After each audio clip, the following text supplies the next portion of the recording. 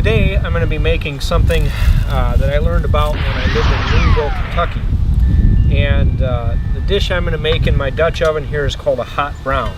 Now, hot brown is basically a take on Welsh rabbit, only you add meat to this, and tomatoes and bacon and a white cheese sauce.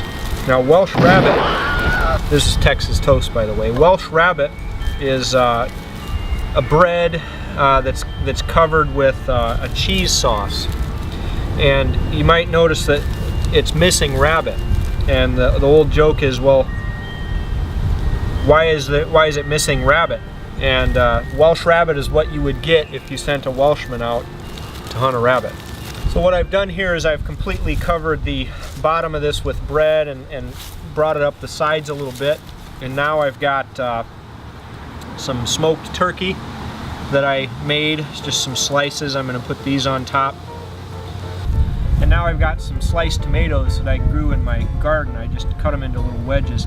The history of this dish is kind of interesting. It was started at the Brown Hotel in Louisville, Kentucky during the 1920s, and it was at the Brown Hotel, and they'd serve it late at night when people were finished dancing and things like this, as kind of a midnight snack.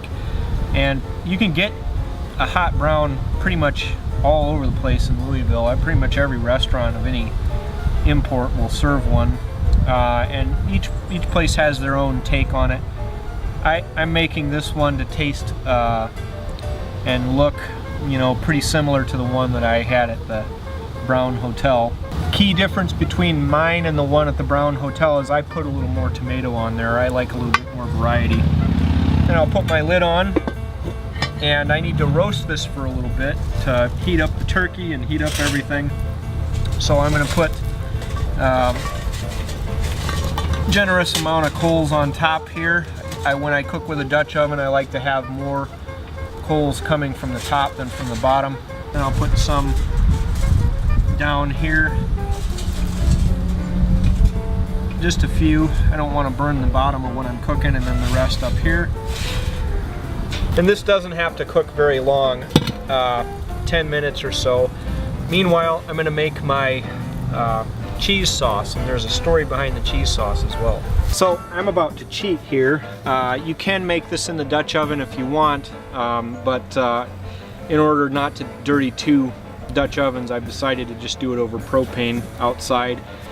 Now I need to make a bechamel sauce, and I got the recipe for this from Julia Child's Mastering the Art of French Cooking, and I get a lot of my kind of sauce recipes out of there. We start with 2 tablespoons of butter,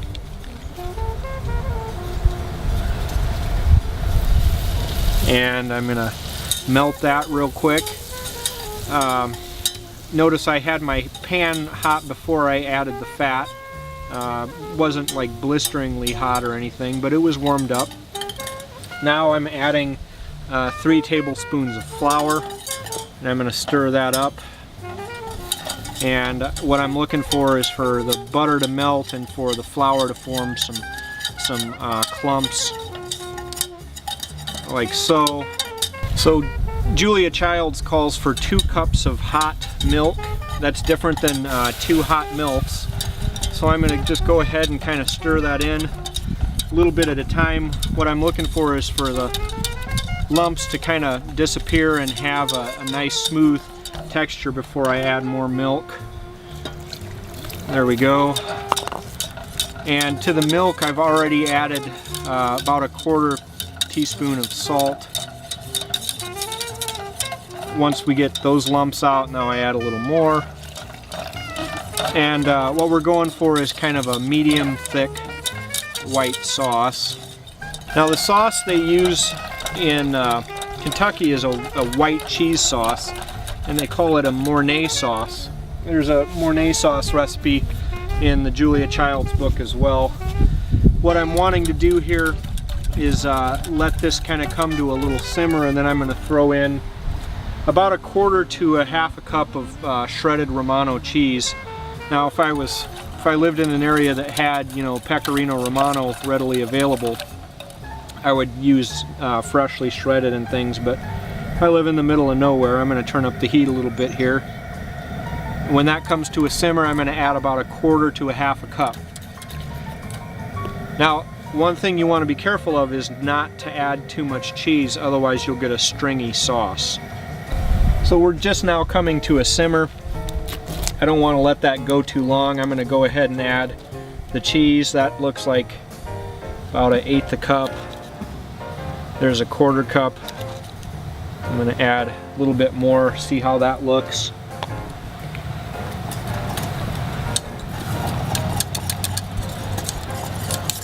Looks pretty good. I'm going to turn down the heat again. I'm going to add just a little bit more cheese and then take her off the heat. Okay, so now what I've got to do is finish assembling, watch out puppy, our hot brown here. I've got,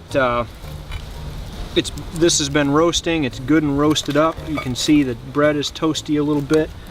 I'm going to put, ooh, those tomatoes look fabulous. I'm going to put our mornay sauce over. Ooh, yeah. Ooh, this is going to be good.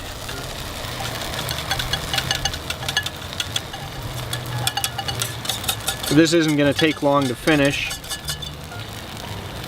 Put your mornay sauce over. And watch out, that's hot.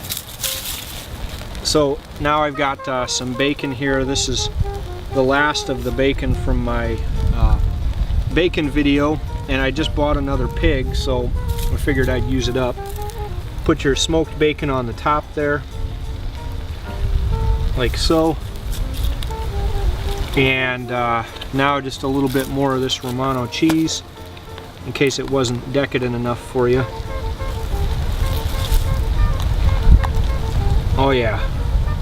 Boom. Oh yeah. Now, I'm going to put this back on. I want pretty much all of the heat coming from the top now. So I'm going to move this off the coals and we'll just let this cook for just a little bit. I'm going to check it in like 10 minutes. Or less, 5 even. Now for the reveal.